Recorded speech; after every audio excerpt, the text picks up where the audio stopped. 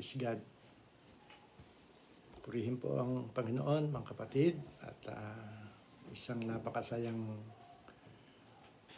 linggo ng umaga na minsan pa po ay magkasama-sama tayo. Ating pong pagsaluhan at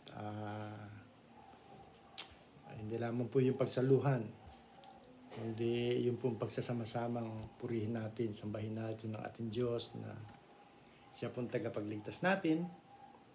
Isang Diyos na napakamakapangyarihan at Diyos na kailanman ay hindi po natin nakitang nagbago sa ating mga buhay. Amen po ba?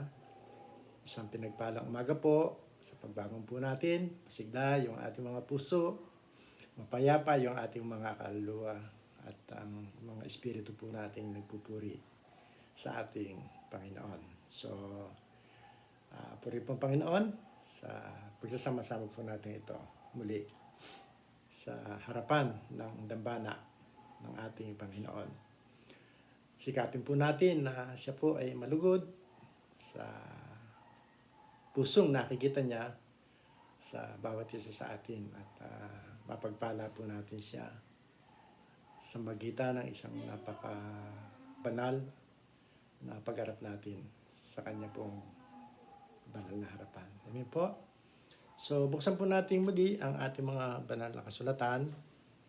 Dito po sa Mateo 7 po. At ating pong babasahin.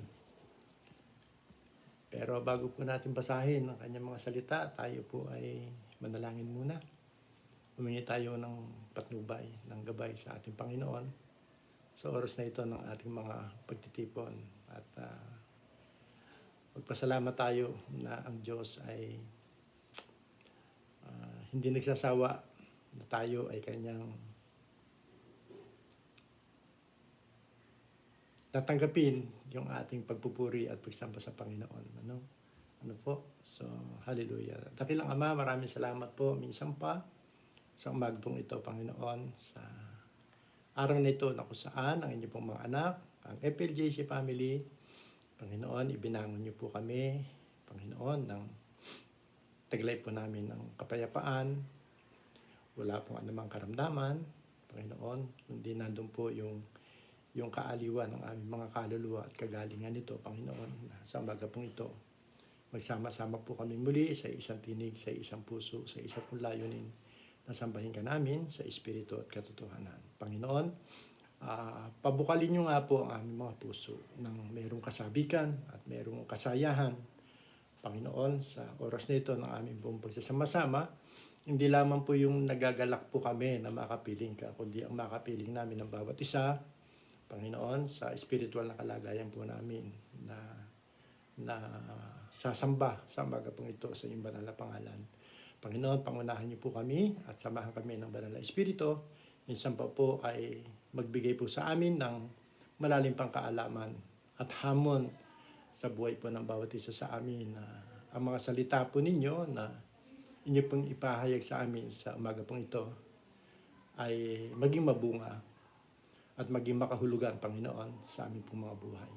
Pinupuri ka namin, Panginoon, Amang Diyos, sambahin ka sa banal, Panginoon, at sa banal at napakatamis mo pong pangalan, sa pangalan na Jesus.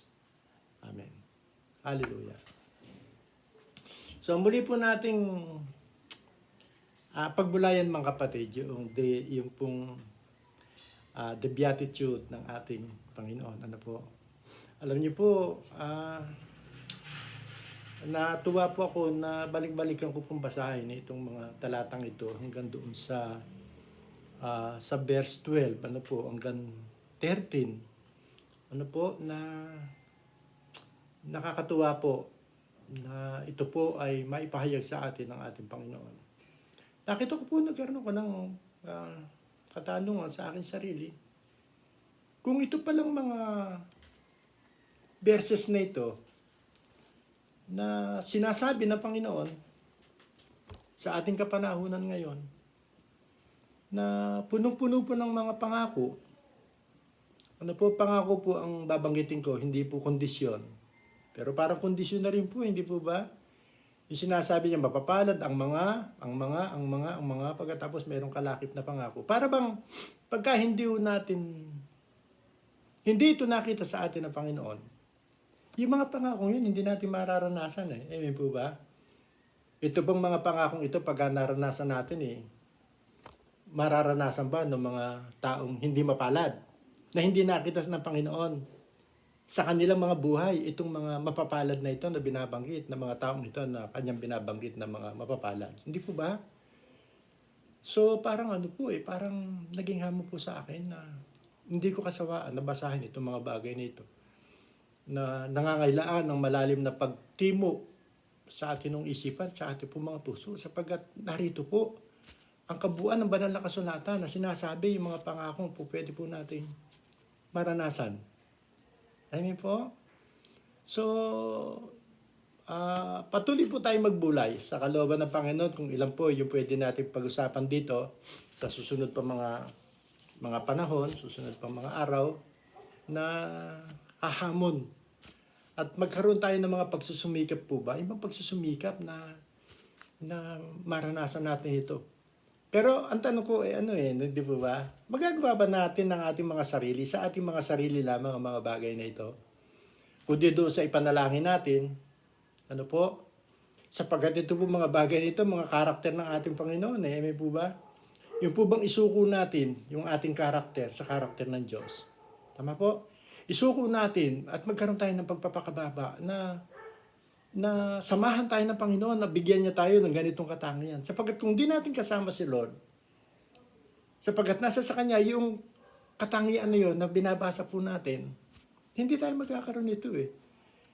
Kundi ang makita ng Panginoon yung ating mga puso'y nakabukas, na handa nating isuko yung ating mga puso, na sana bigyan tayo ng ganitong katangian ng ating Panginoon na katulad ng Kanyang katangian. Sapagkat sabi naman niya, kung wala tayo sa Kanya, wala tayong magagawa sa ating sarili, sapagkat ito po ay karakter ng ating Panginoon. At kung wala tayo sa Kanya, hindi tayo magkakaroon ng ganitong karakter. So ano po ba, sa isang salita, dapat po lagi nakasuko yung ating pagkatao sa ating Panginoon. Nakasuko yung ating mga buhay na maranasan natin itong mga bagay na ito. Upang yung sinasabing pagiging mapalad po natin, ano po, maranasan natin at maabot po natin itong mga bagay na ninanais po natin. Amen po? Okay. So sige po, dito po sa Mateo 5, yung pong verse 7 ang siyang pag-aaralan natin. Okay? Pwede nyo na po akong orasan. Hallelujah. At sabi po dito sa verse 7, mapapalad ang mga mahabagin sapagkat sila'y kahabagan. Bakit tayo magiging mapalad? Sapagkat kahabagan tayo ng Diyos. Amen po ba? Bakit tayo magiging mapalad? Sapagkat meron tayong isang katangian. Isa doon sa karakter po natin nang tayo maging mahabagin. Ayan po. So, pagpalain po ng Panginoon, ito po mga talatang ito na ating po pagbubulaya sa umaga po ito. Ano po ito pong pag-uusap natin, practical lang. At yung pong practical na maging diretso yung ating pag-uusap. Wala na po ligoy-ligoy. Ano po? Sapagkat minsan sa narinig ko na sa mga preacher na katulad po namin, hindi nagiging malalim. Ewan ko po, hindi ko po alam.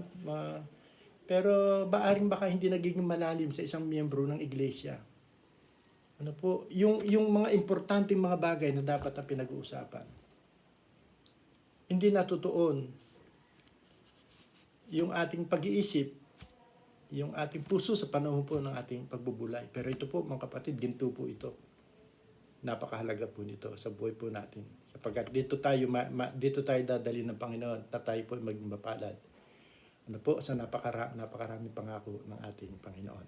Amen po? Seryoso po tayo. Hindi po ako marikit mangusap. Hindi po ako katulad ni Apolos na pagka po siya po ay nangangaral, talagang napakagaling niyang umakit ng mga makikinig. Pero siguro po sa practical na pag-uusap natin at maging Ganoon po tayo, naniniwala po ako na meron tayong makukuha dito at hamon sa buhay po ng bawat isa sa atin. Amen po? Hallelujah. So yun po, mapapalad ang mga mahabagin sapagkat sila'y kahahabagan. Okay. Marami po ang nagsasabi, at siguro po kayo na rin, nung tayo po ay hindi pa mga mananampalataya, hindi natin mapapasubalian na tayo nung hindi pa tayo binabago ng ating Panginoon. Ano po? Na napakahirap maging mahabagin. Tama po ba ako? At marami po yung nagsasabi nito, hindi lamang po tayo. Ano po? Sapagkat, alam niyo po man dahilan, yung karaniwan na nangyayari sa isang taong madaling mahabag, madali po siyang maloko, madali po siyang malamangan. Hindi po ba? Kasi po tayo, pagka tayo ang tao, kausap natin.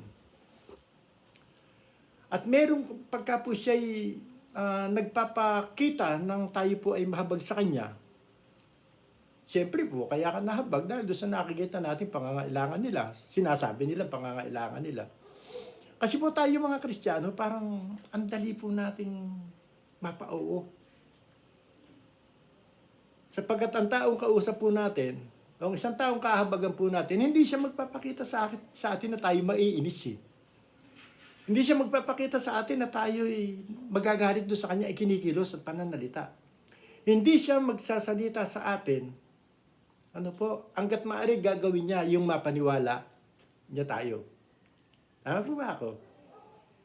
So marami rin yung nakakaranas ng ganon, nagdalang habag sa kanyang kapwa, pero sa bandang huli, ang nagresulta, nakita niya, naloko lang pala siya, o siya ay nalamangan. Dahil nga po sa isang napakagandang katangian, dapat sana meron ang isang tao. Bagamat dito po sa obserbasyon natin ito na mahirap maging mahabagin, ano po, sa obserbasyon po natin ito, meron pong isang napakalaking tanong sa atin ng mga mananampalataya. Tayo po mga Kristiyano na kinakausap ng Panginoon sa oras na ito. Mga kapatid, tayo pong mga mananampalataya. Tayo pong mga FLJC family. Nasarap pakinggan, ano po? Kaya ba nating hindi maging mahabagin? Inulit ko po yung tanong. Kaya ba natin na hindi maging mahabagin? Meron po bang Kristiyanong hindi mahabagin? Hindi po ba? So, yun po yung tanong ko.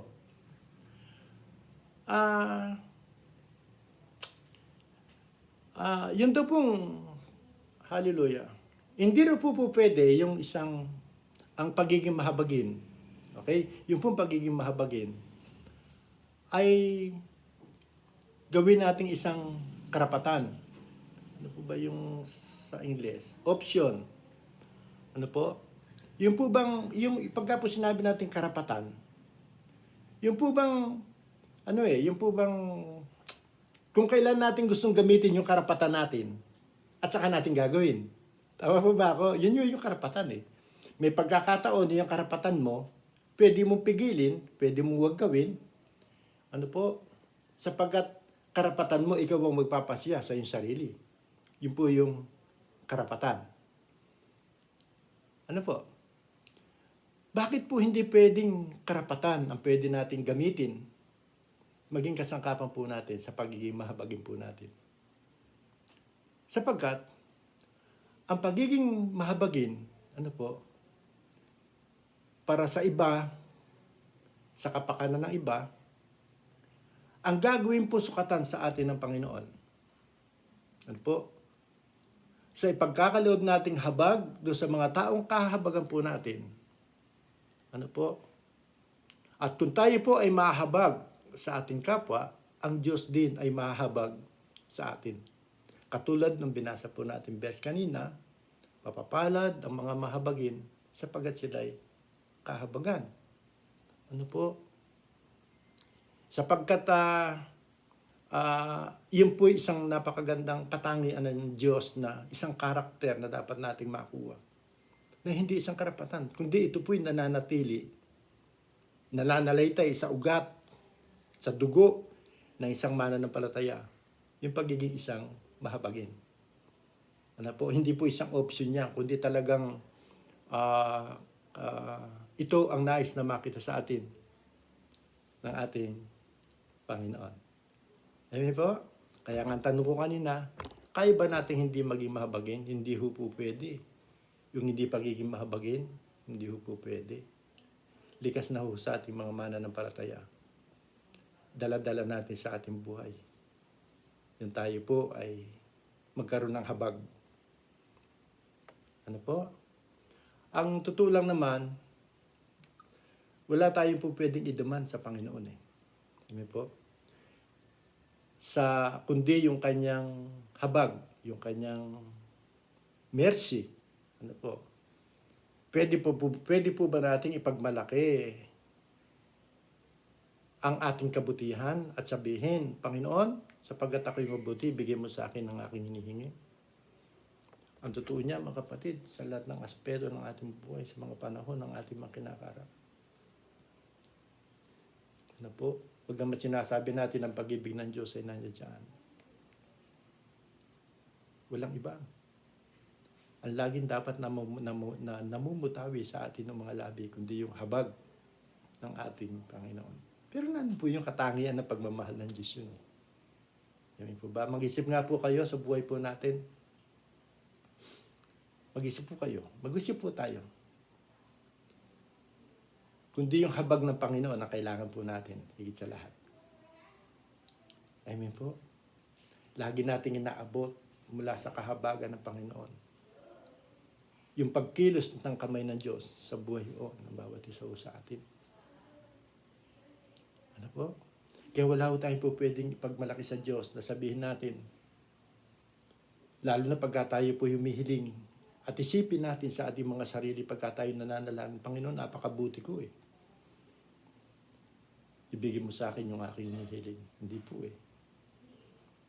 Kahit na nandiyan ang pagmamahal ng Diyos na sinasabi natin, habag pa rin ng Panginoon na kailangan natin sa panahon ng ating mga kahilingan. Di po ba? Sige po, mag-isip po tayo. Tarangin mo yung katabi mo. Sa panahon ng pangangailangan, sa panahon ng mga karamdaman, sa panahon ng mga kagipitan, sa panahon ng mga kasakunaan, ano ang una nating sasabihin sa Panginoon? Hindi po ba? Panginoon, mahabag ka sa akin. Panginoon, huwag mo titignan yung aking kalagayan sapagkat hindi ako mabuti sa iyong paningin. Panginoon, tinubos mo lang ako sa kasamaan ko sa kasalanan ko Tinubos mo lang ako. Kaya nananatili pa rin ako doon sa aking kalagayan bilang isang tao. Na hindi ako mabuti sa iyong paningin. Dahil na rin sa iyong biyaya at kahabagan. At sa kahabagan mong ito kung bakit mo tinutugon yung aming mga pangangailangan. Sapagkat alam mo na ito ay kailangan namin. Amen po? So mga kapatid, meron po akong isang ikukwento po sa inyo. Tignan po ninyo ito.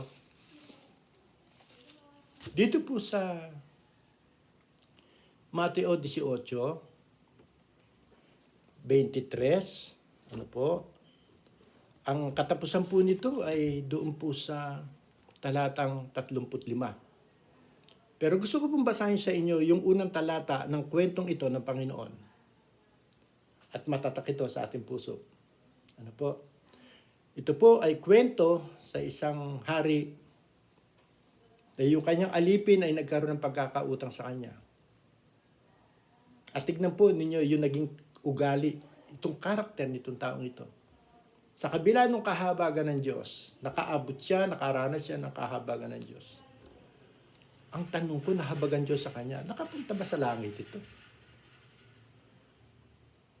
Nauna yung habag ng Panginoon Tingnan po ninyo mga kapatid Dito po sa Mateo 18:23. Kaya't ang kaharian ng langit ay tulad sa isang hari na nag-ibig na makipag-usap sa kanya sa kanyang mga alipin. Pinulong niya yung kanyang mga alipin. Tignan po ninyo itong talatang ito. Ang guhitan po ninyo rito, yung kaharian ng langit. Mayroon pong kaugnayan itong kwentong ito sa paghahari ng Diyos. Hindi lamang po doon sa magiging kalagayan natin pagdating ng araw sa kaharian ng langit. Kundi kahit na dito sa ibabaw ng lupa. Ang kaharian ng langit ay nandirito at nararanasan natin. Amen po? Tingnan po ninyo. Kaya't ang kaharian ng langit ay tulad sa isang hari na nag-ibig na makipag-usap sa kanyang mga alipin. Pero tatalo na po tayo doon sa talatang 32. Hahaba lang po yung verse. Basahin na lang po ninyo yung kabuuan nito. Tatalo na lamang po ako doon sa talatang 32. Okay? Nang magkagay, pinalapit siya ng kanyang Panginoon at sa kanya ay sinabi, ikaw na aliping masama. Ipinatawad ko sa iyo ang lahat ng utang na iyon sapagkat ipinamanhik mo sa akin. Hindi baga dapat na ikaw naman ay mahabag sa iyong kapwa alipin, na gaya ko naman na nahabag sa iyo? At nagalit ang kanyang Panginoon at binigay siya sa mga tagapagpahirap hanggang sa siya'y magbayad ng lahat ng utang. Gayon din naman ang gagawin sa inyo ng aking Ama na nasa kalangitan. Kung hindi ninyo patatawarin sa inyong mga puso ang bawat isa sa kanyang kapatid. Alam niyo po ba yung kwento nito? Napakalaki po ng utang nitong alipin nito sa kanyang Panginoon doon sa hari. Pero doon sa pagmamakaawa niya, sapagkat kukunin ng hari yung kanyang pamilya, gagawing alipin, ang lahat ng kanyang ari-arian, kukunin ng hari, nagmakaawa sa kanya. Ang laki ng utang niyan. Ang laki po ng utang niyan. So pinatawad siya. Ang nangyari, ito palang alipin na ito ay merong nagkakautang sa kanya na kapwa niya alipin. Eh, hindi naman kalakihan yung kanya pong utang. So ang ginawa nitong alipin na ito na pinatawad ng Panginoon, kinahabagan ng Panginoon, ang ginawa niya doon sa nagkautang sa kanya, inalipusta niya, minura niya, o pinagsalitaan niya na masasakit at pagkatapos pinabilanggo niya. Nabalitaan ngayon itong hari na nahabago sa kanya. Kaya yun po yung binasa natin talata, ang naging resulta. Pinarusahan siya ng kanyang Panginoon. Pinarusahan siya ng kanyang hari. Ito po yung isang eksena na kinukwento ng Panginoon. Ang tanong ko nga po, meron ba itong kaugnayan, yung hindi pagiging mahabagin ng isang Kristiyano, na magiging bahagi siya sa kaharian ng Panginoon? Na magiging bahagi siya sa kahabagan ng ating Panginoon? Parang hindi po hindi po ba? Kasi sinabi ng Panginoon yan hindi sinungaling ang banal na kasulatan Kung ikaw ay mahabagin, kahabagan ka ng Panginoon. Para bang napakadali pong manalangin. Hindi po ba? Parang napakadali sagutin ng Panginoon yung ating mga panalangin. Sapagkat nakikita ng Panginoon yung buhay natin Nababasa ng Panginoon yung ating mga puso Amen po. Hindi maitatago. Hallelujah. Hindi natin maitatago yung uri ng ating pagkatao sa mata ng Panginoon. Siyasat niya.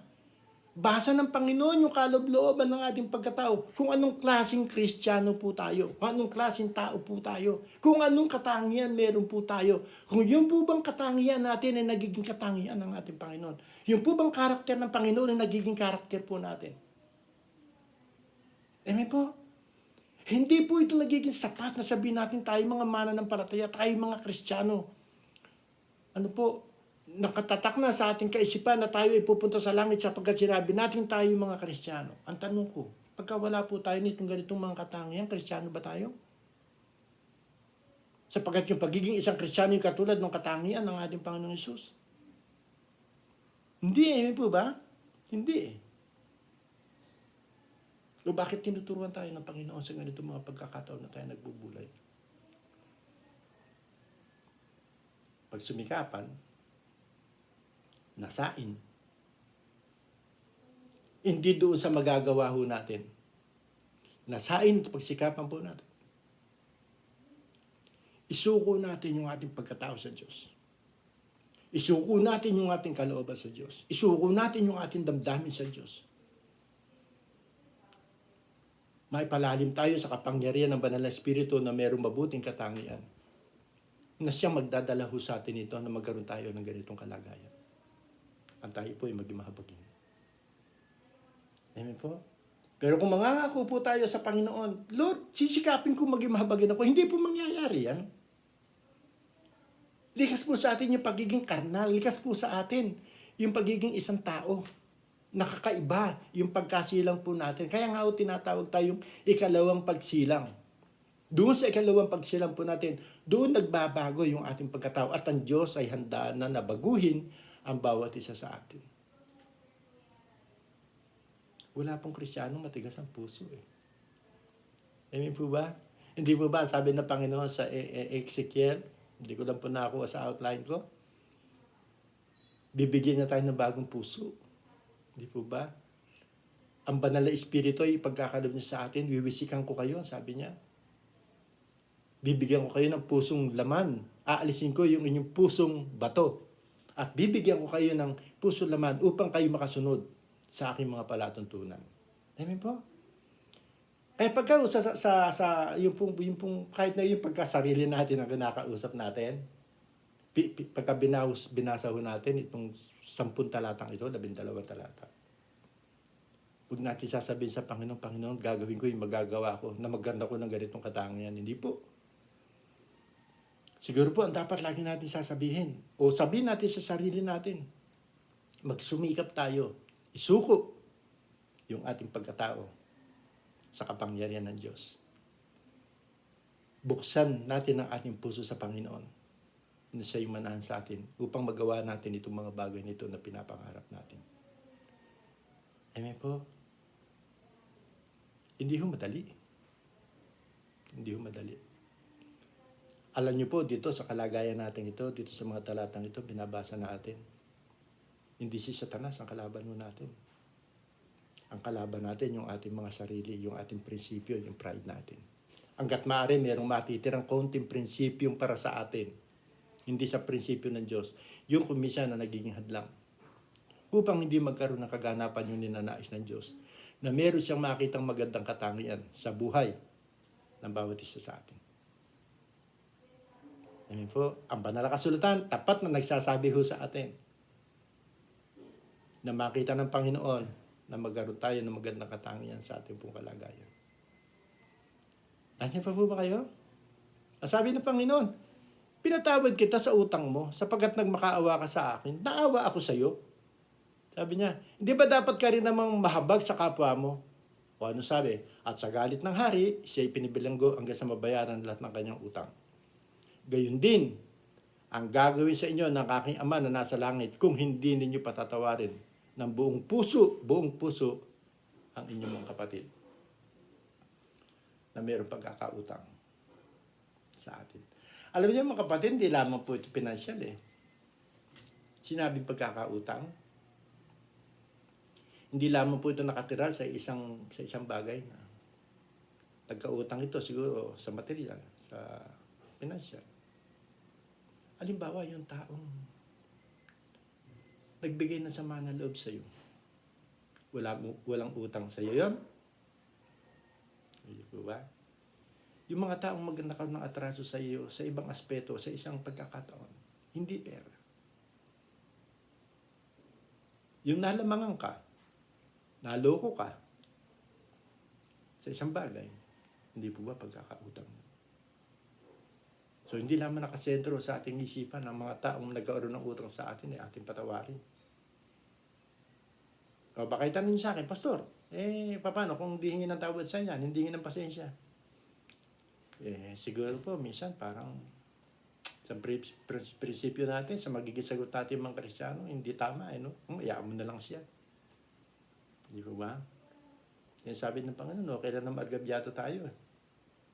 Okay lang na malamangan mo tayo. Okay lang na naloko tayo. Bagamat kailangan ng taong yun, nalalapit sa atin at pinigay natin, ang panluloko doon, hindi siya naging tapat eh. Hindi dahil sa nangiram siya ng pera, kunyari gagamitin niya sa mabuti pero sa masama niya ginamit. Hindi lamang ho yun eh. Kahit na totoo yung kanya sinabi na nagamit niya doon sa pangangailangan ng taong yon na atin nung kinahabagan. Pero pagka hindi siya naging tapat sa kanyang pangako, yun po yun. Mahahabag ka, patatawarin mo siya, o hindi. Ayun po. Okay.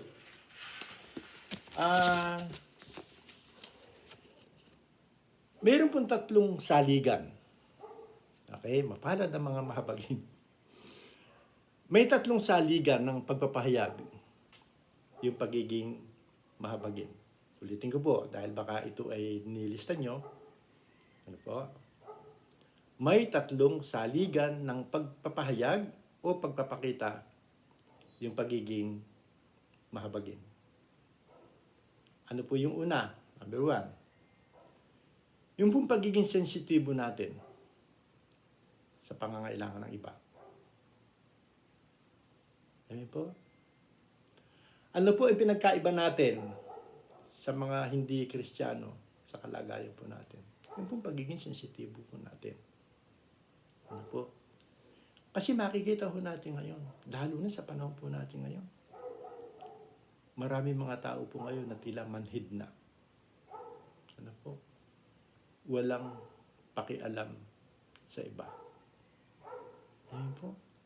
Totoo naman po yun eh. Alam niyo po nung mga panahon nung ako'y bata pa si Isabel. Alam niyo po, yung mga kapitbahay, yung mga kakilala lang na hindi naman kaano-ano, ang sarap po ng mga pagtitinginan. Mararamdaman mo yung sila po ay mayroong pagpapahalaga sa kanilang kapwa. Yung babaan ba sa English yung concern sila.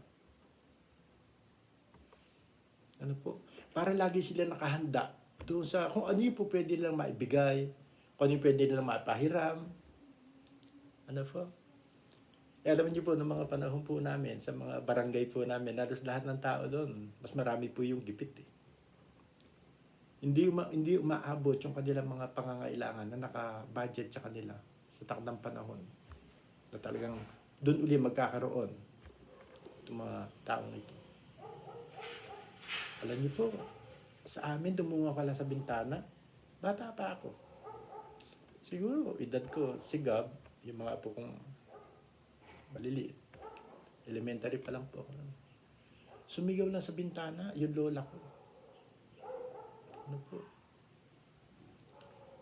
At iparirinig doon sa kapitbahay namin. Meron ka bang bigas dyan? Pera nga muna ng 2 gatang, wala lang kami isasaing. Ay, hindi magdadalawang isip yung isang matanda rin na nando doon. Punta ka dito, pakuha mo kay Benny. Ganun po. Sandali lang. Pero kasi noong mga panahon yun, mayroong tanawan ng utang na loob eh. Ano po? Nagbigay ka, yung binigyan mo, bibigyan ka rin niya. Gaganti at gaganti. Kahit ano man yung mga kapatid.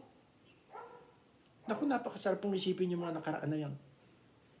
O merong manghuhuli ng isda, nananalakad ng isda. Pagka nakitang maraming huli, pingin naman 2 bulig dyan.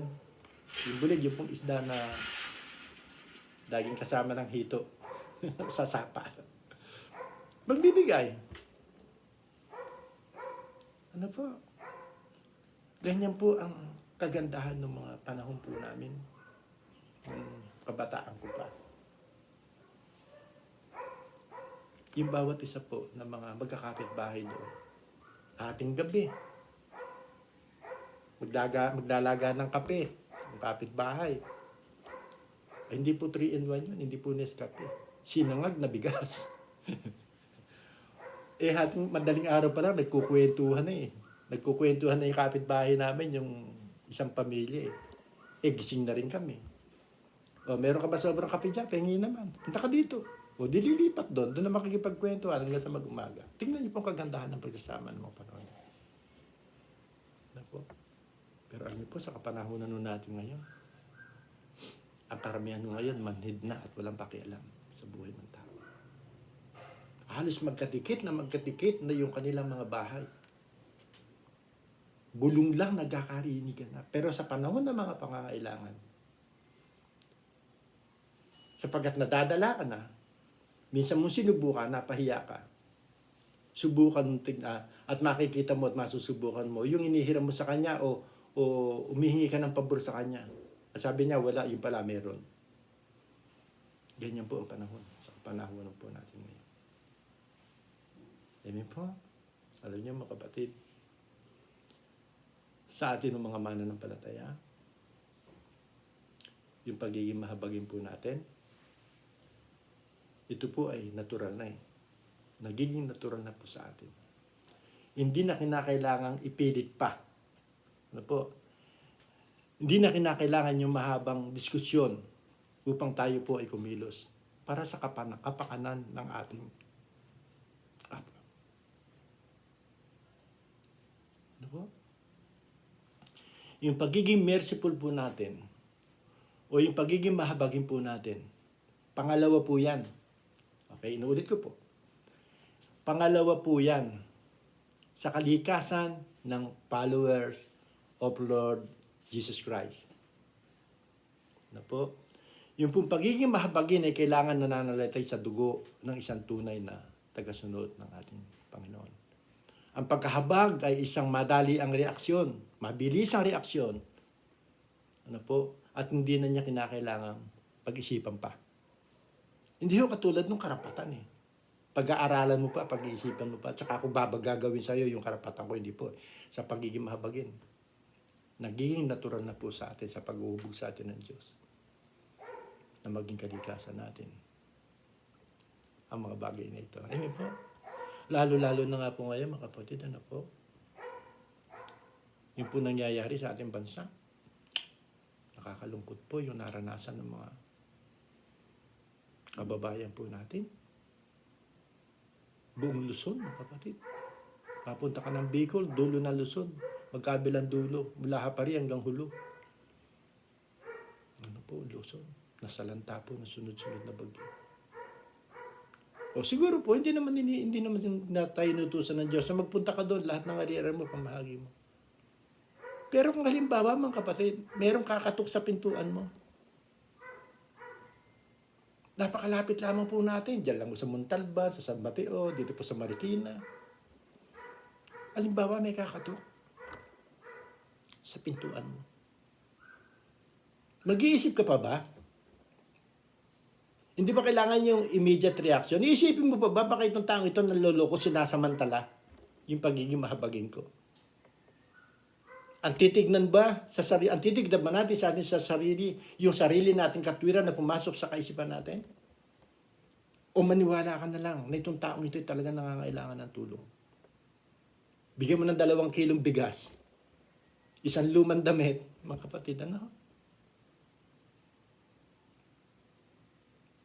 Siguro po, sa kalagayan mo natin ngayon, wala pang kumakatok sa pintuan natin, may nihanda na tayo eh. Teka nga, meron pa akong 3 pirasong Amerikano dito ah. Parang gano'n, no? Ano lang po yun. Meron pa akong 3 t-shirt dito, 3 kamiseta, tsaka 3 shirt na medyo kupas na. Teka nga, itatabi ko nga ito. Para pagka may kumatok dito na nangangailangan ng tulong.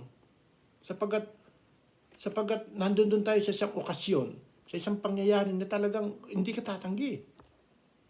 Hindi po ba? Meron na tayong nakahanda para sa kanila. Doon sa cabinet natin, meron 3 malapit na lumipas na sardinas, 555. Huwag lang 666. Pwede ko natin ibigay ng matamis sa ating kalooban eh. Hindi po ba, mga kapatid? Nandiyan po ba kayo?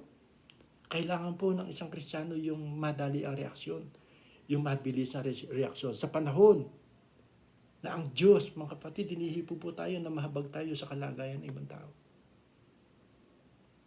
Pangalawa po, sa kalikasan natin mga Kristiyano yan. Ano po? Yung nature ng followers of Lord Jesus Christ. Yung nature ng tagasunod ng ating Panginoon. Amen po. Hallelujah. Naalala ko po yung mga nababasa kong karakter sa banal na kasulatan. Hindi po ba ang Panginoon, hindi lamang po doon sa makita niya yung mga taong nagugutom, magpakain siya ng maraming mga kaluluwa na matyagang sumusunod po sa Kanya. Hindi po ba doon sa mga lumpo, sapagkat meron naman siyang kakayahan, Kanyang pinalakad, nadadaan na lamang niya yung bulag, binigyan niya ng paningin. Merong isang babaeng wala ng asawa, bao, na nakaando sa yung kanyang anak, wala nang hininga, nadaanan ng Panginoon. Hindi po ba yung madalian niyang aksyon, madalian niyang reaksyon? Sa kanyang habag, sa kanyang awa, sa mga tao ito. Hindi niya natiis. Hindi na siya nag-isip. Binuhay yung bata. Si Maria Magdalena sa kanyang habag, sa kanyang awa, sa kanyang pagiging isang makasalanan na babatuhin hanggang sa mamatay. Naabot niya ni Magdalena yung habag ng ating Panginoon. Alam niyo po, Panginoon na bumaba dito sa lupa, dala-dala niya na yun eh. Nakahanda na po siya. Amen po. Nakahanda na po siya na yung kanyang gagawin. Nakahanda na po siya doon sa mga taong alam niya mayroong mga pangangailangan sa ganung mga bagay. Kaya ready na siya eh. Alam niya ang buhay natin mga tao, mga kapatid eh. Wala tayong nakitang naging karakter na pumapil dito sa ibabaw ng lupa, kundi ang ating Panginoon, sapagkat alam natin yung kanyang kasaysayan. Nung bumaba ang Panginoon dito sa ibabaw ng lupa, ang dala niya habag, pagmamahal, at biyaya. At gusto ng Panginoon magkaroon tayo ng bahagi dito sa mga karakter na ito ng Panginoon. Gusto ng Panginoon magkaroon tayo ng kumbaga sa malakas na ulan, buksan natin yung bintana kahit na anggilang, magkaroon tayo ng ganong katangian. Pero hindi ho sapat yung anggilang eh. Amen po ba? Hallelujah. Anya po ba kayo? Ang maging sensitibo tayo sa pangangailangan ng iba. Ganyan kasensitibo ang ating Panginoong Hesus.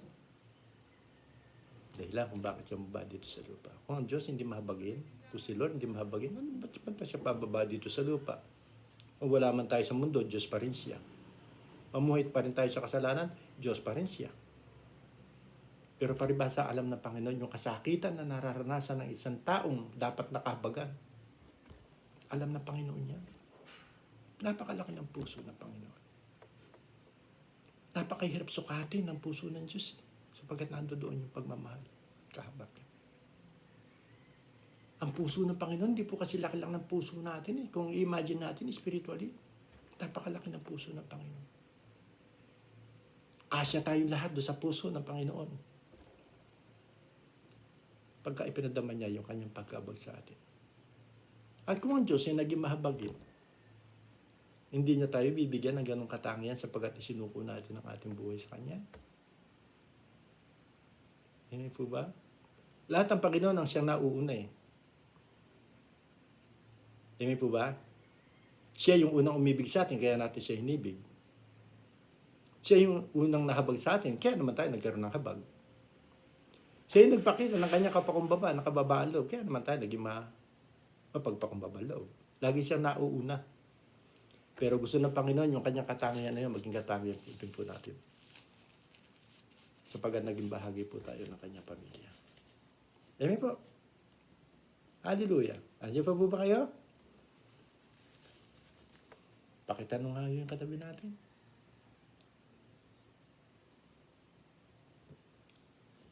Kaya mo ba yung hindi maging mahabagin? Hallelujah. Pangalawa, yung pong kakayahan na ilagay natin ang ating sarili sa kalagayan ng iba. Ano po? Ang pangunahing pong dahilan kung bakit ang tao,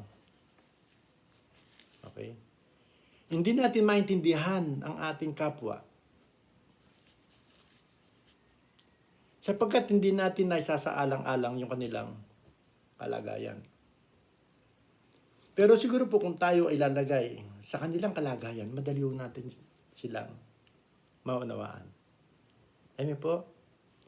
Minsan kasi ang lagi nakikita ng tao at ang inuuna ay yung kanyang sarili. Pero kapag ang lagi natin nakikita yung ating sarili, hindi na natin makikita yung iba. Kapag ang lagi nating iniisip ay tayo ang magaling at tayo ang laging tama, ano magiging kalalabasan? Magiging judgmental po tayo. Ano po? Sa halip na maging merciful ang bawat isa sa atin. Ano po ba ang lumalabas sa bibig ng isang taong siya laging tama?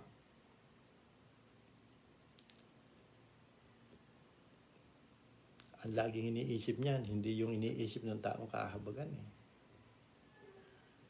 Ang iniisip ng taong laging tama sapagkat siya tama, negative siya sa tao na dapat niyang kahabagan.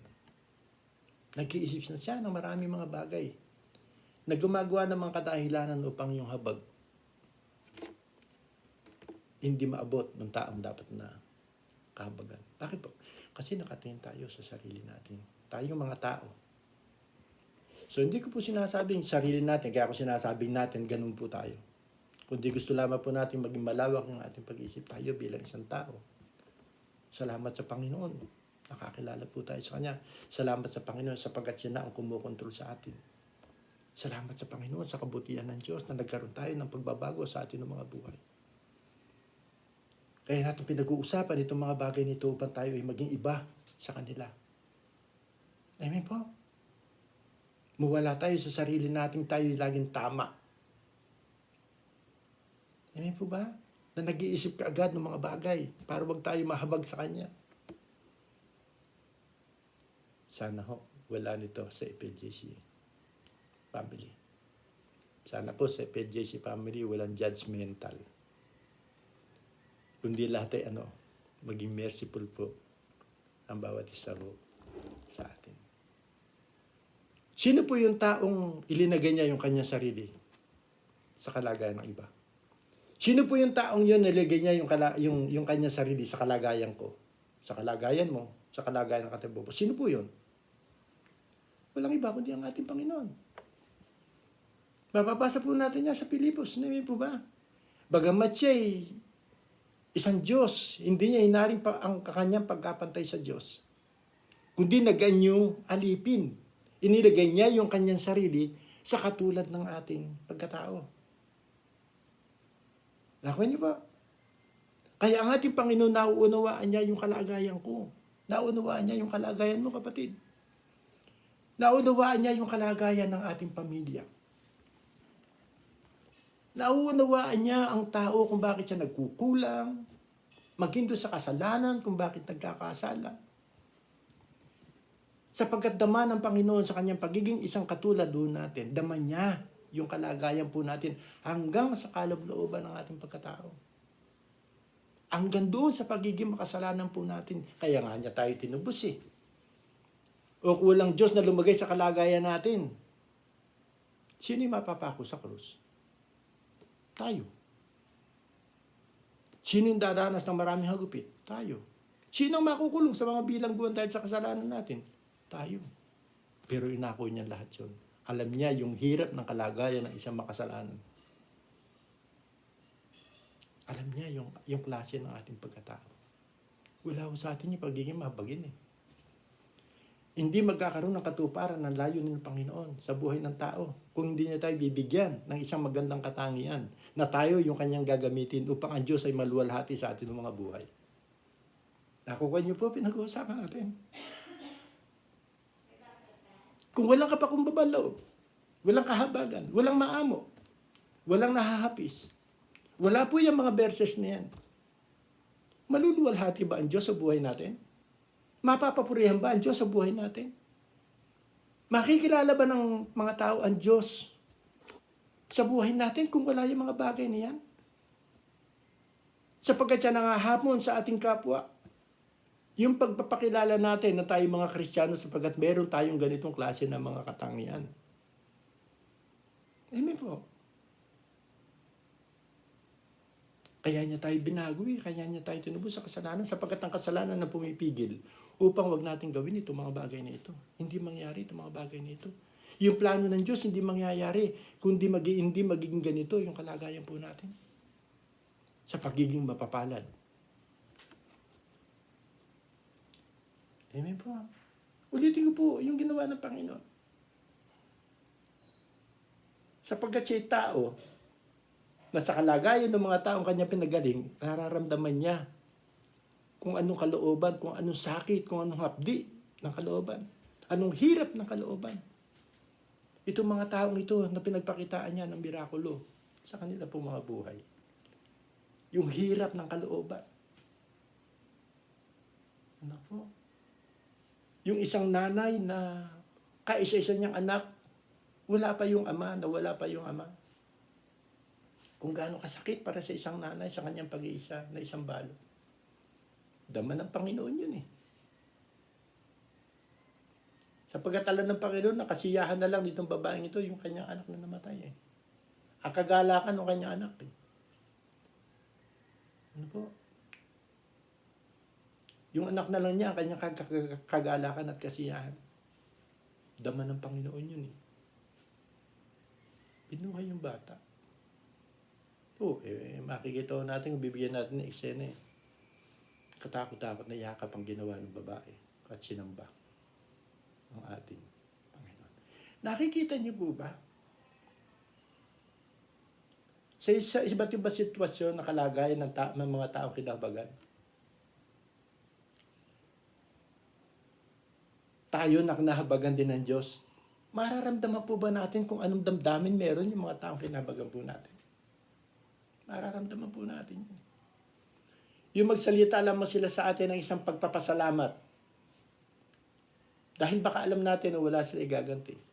Yun lamang pong pagpapasalamat, mga kapatid.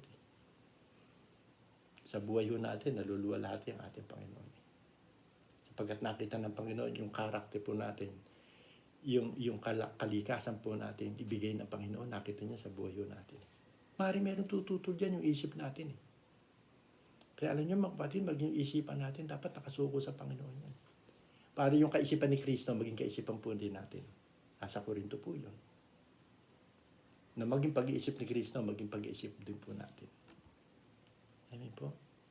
Mararamdaman niyo po ba yung kasiyahan ng isang tao? Ano po? Na meron kang inabot sa kanya, napakalit na bagay, na ilang oras na yun pwede na maubos at ano pa ba yung susunod? Pero mahalaga, sa isang pagkakataon na yun, na ibigay natin yung kanyang pangangailangan.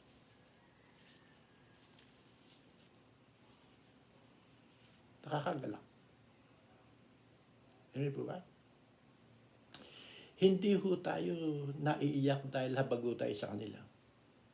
Maiiyak ho tayo pagka yung kahabagan po natin sa mga taong ito nagkaroon ng kalunasan.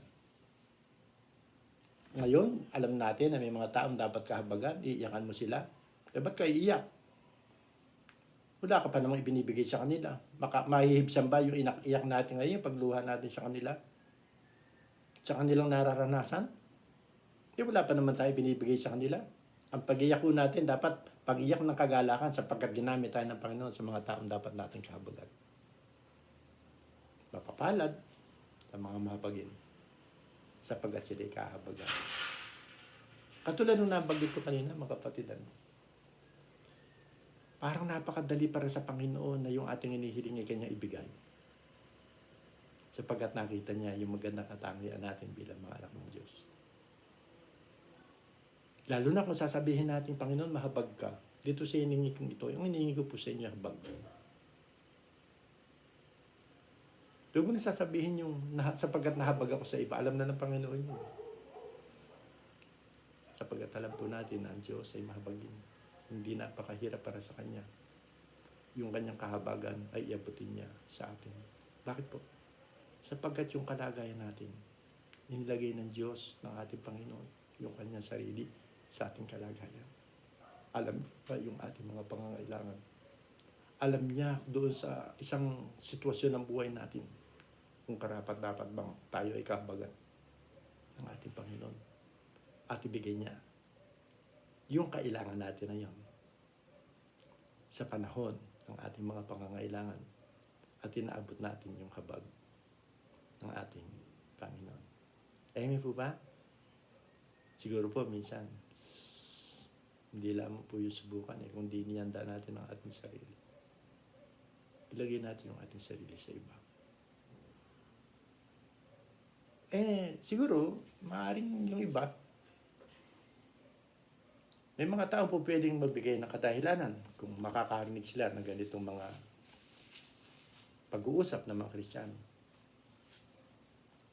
O kaya nandun sa akto na yun, yung taong yun na hindi Kristiyano. Nakita niya yung kalagayan ng tao, kahabag-habag. Mahabag ako sa iyo. Halos pareho lang tayo ng buhay. Ako rin dapat kahabagan. Paano ba ako mahabag sa iyo? Dalawa na tayong dapat kahabagan. Di ba? Meron mga ganon.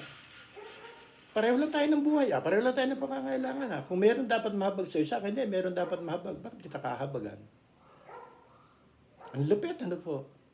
Grabe.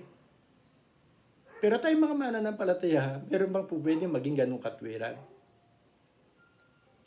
Magyayari nga po dahil sabag natin, nandun tayo rin sa ganung kalagayan Ayun po ba? Baka gagawa ka pa ng paraan dahil nahabag ka doon sa tao na yun.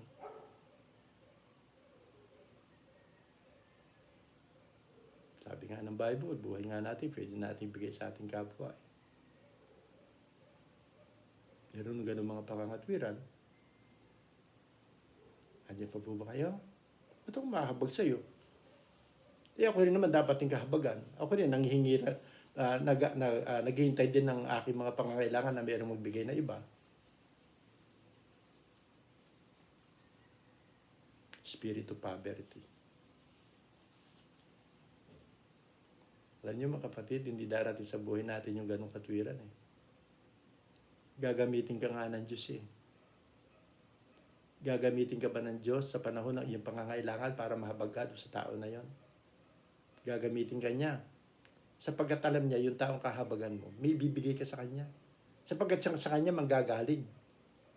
Yung pangangailangan ng taong yon, ang inihingi lang sa atin ng Panginoon, inaasab mahabag ka. At sa paghahabag natin na yun, ito anak ko, ito. Ibigay mo yan. Kaya ako binigay sa iyo dahil ibibigay mo dyan sa tao na yan. Di po ba ganon? Di napakasarap na pakiramdam po natin. Nangungusap sa atin ang Panginoon, ginagamit niya tayong kasangkapan. Bilang isang Kristiyano mahabagin. Ang kapalan, ang mga mahabagin sapagkat sila ay kakahabagan. Amen po? Pangatlo. Hallelujah. Yun daw pong pagsasaaksyon ng ito na nga po, yung pangatlo po natin, ito na po yung mga pinag-uusapan nating aksyon Hindi po ba? Yung pagsasaaksyon ng habag. Paano po yun? Hallelujah. Dadagdagan ko na lamang po yung aking sinasabi sa inyo. Ang pagiging mahabagin daw po ay hindi lamang yung damdamin o emosyon. Ay, nakakaawa naman siya. Hindi po ba? Yung po bang meron tayo nadaanan na alam natin na kailangan ng tao na yon. Ang madalas naman napapansin natin, hindi po ba? Yung mga pulubi, yung mga taong nakikita natin gusgusin na nakaupo sa kalye, naghihintay na lang ng grasya, kung mayroong maglalaglag ng pagkain sa kanila. Yung po bang malayo na yung kotse mo, nakatingin ka pa sa kanya, kakaawa naman siya. Ano kaya buhay nitong taong ito? Minsan sa pag-isip natin, sisisihin pa natin yung pinanggalingang magulang nitong batang ito o ng mga taong ito. Sisisihin pa natin yung mga ganun. Mag-iisip ka muna bago ka gumawa ng aksyon. Pero malayo ka na doon sa taong yung oras na yun. Nangungusap ang Diyos sa atin. Hagisan mo naman yan. Ang tawag po doon, emosyon Pero walang aksyon. Po, kakaawa naman siya. Minsan nga nakukwento ko sa inyo, hindi ko po ito pinagyayabang. Ano po? Sabi ko nga po sa inyo, nung ako maging driver ng aking supervisor, pagka yung supervisor, inabutan ako rin, naabutan eh. Hindi man pareho. Kung yung supervisor namin inabutan ng pansit, tama na sa akin yung tinapay, nakasunod ng pansit. Tama na yung mamon. Ano po? Eh, hindi naman po pandesal eh, pakakain sa amin ng mga principal eh. Nakabalot na tinapay, disenteng tinapay. Ano po? Sa Diyos po ang papuri. Iyan nalagay ko yan sa compartment ng aking service. O minsan, yung amo ko napahiya. Benny, nakakaawa naman siya. Oh. Malayo pala, nakatingin na. Meron ka ba nakakita ng supervisor na gipit? Sa halagang 100 piso, 50 pesos, wala siya sa bulsa. O yung pabitbit sa kanya. Ay, hindi niya bibigay yun. Isang bilaong pansit. Hindi po ba? Pero alam niyo po, ako hindi ko matiis eh. Nasa harapan niya yung compartment sa passenger seat, sa harapan yung, nakita niyo ba yung mga kotse, nasa harapan ng pasahero ng driver. E nandun po yung mga pabitbit. Tatapatan ko siya. Well, hindi nakakakibo yung boss ko. Ang kasarapan po nito, pagka sinagot ka nung aabutan mo, English pa, thank you. O isipin niyo yun. Yung pala yung taong yun, kaya naging ganun ang kalagayan. Yung palang pinagmulan niya, pinag-aralan. Hindi lang natin alam kung bakit siya nagkaganon. Sagutin ako ng thank you. Oh, English pa. Eh, mas mamahalin yung English kaysa sa Tagalog. Di po ba? Ganun po eh. Sapagkat ang puso po natin nakalaan na at nakahanda tayo sa hindi sinasadyang mga pangyayari. Minsan gagamitin tayo ng Panginoon. Alam natin na gagamitin tayo ng Diyos eh. May nakahanda ka na. Kahit barya lang yan, mga kapatid.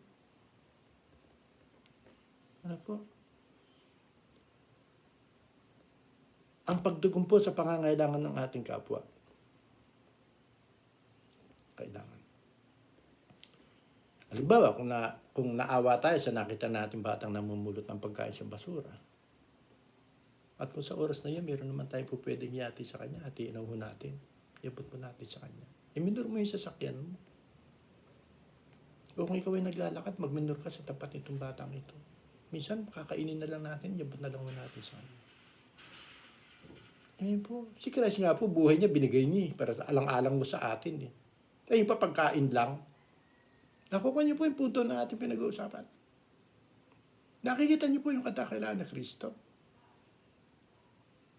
Nakikita niyo po yung kahabagan ng Panginoon na gusto niya maging katangian natin upang sa pamagitan natin maluwalhati siya at makita yung buhay po natin, yung buhay ni Kristo, makita po sa buhay po natin. Dami po. Si Lord po nga po pagka nagbigay, sobra-sobra pa eh.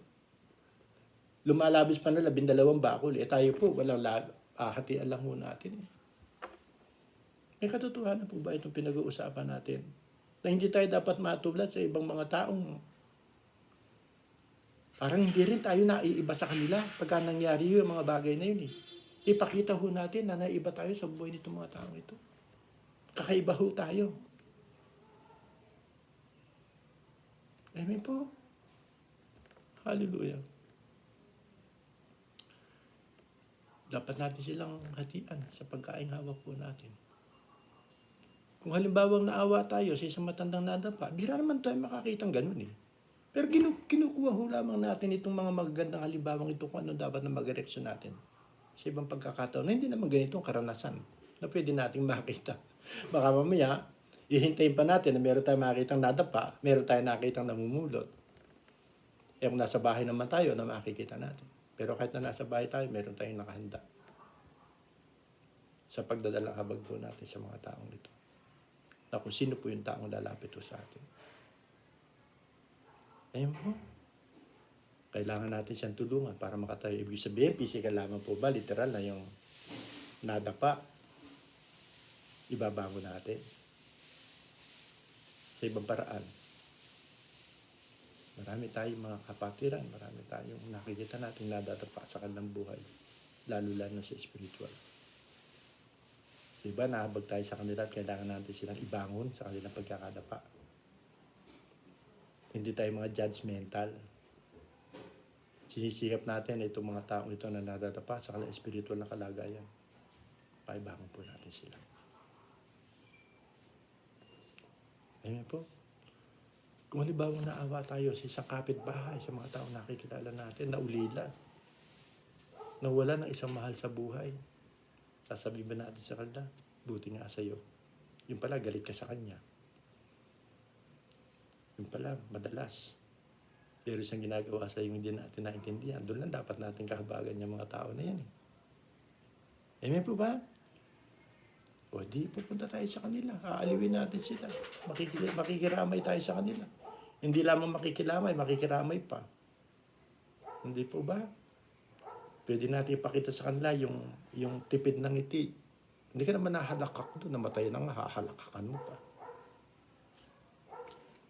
Amen po ba? Tanda po ba kayo? Mga kapatid, wala tayong pang abuloy. Sapat na siguro yung makidalamhati sa kanila.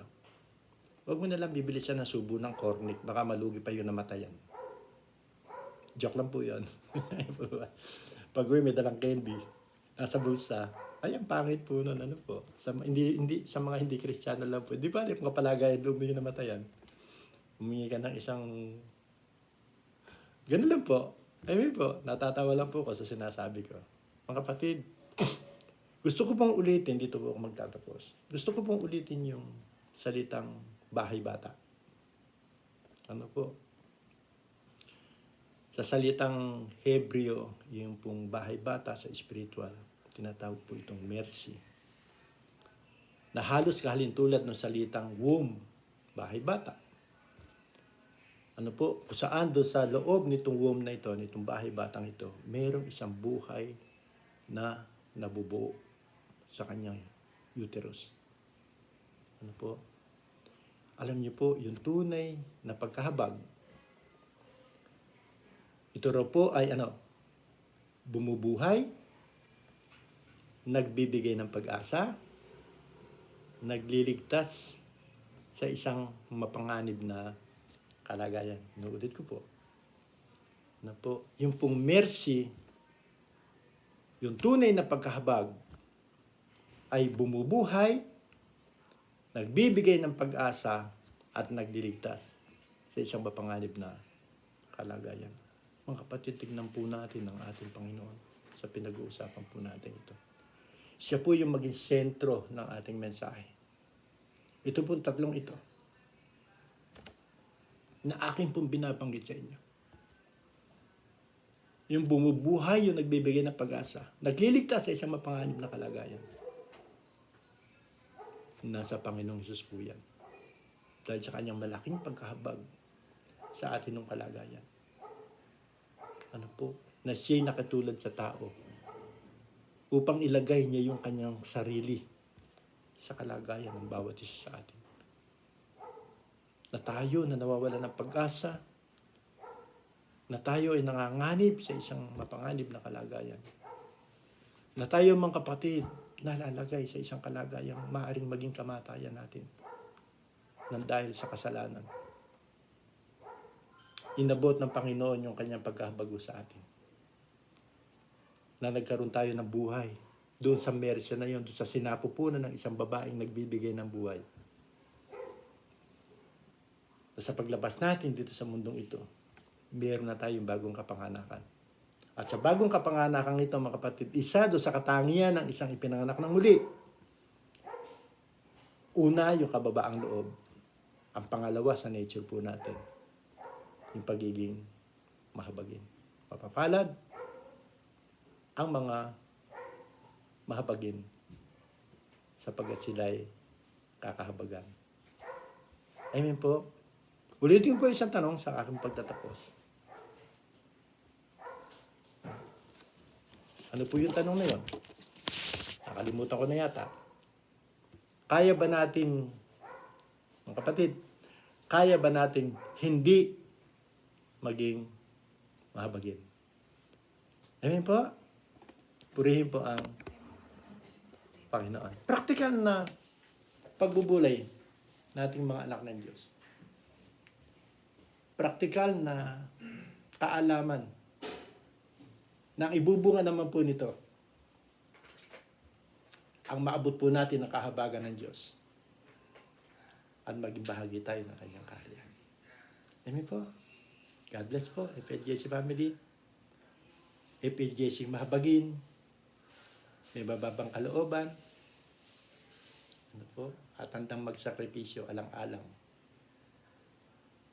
sa kanyang kapwa. God bless po.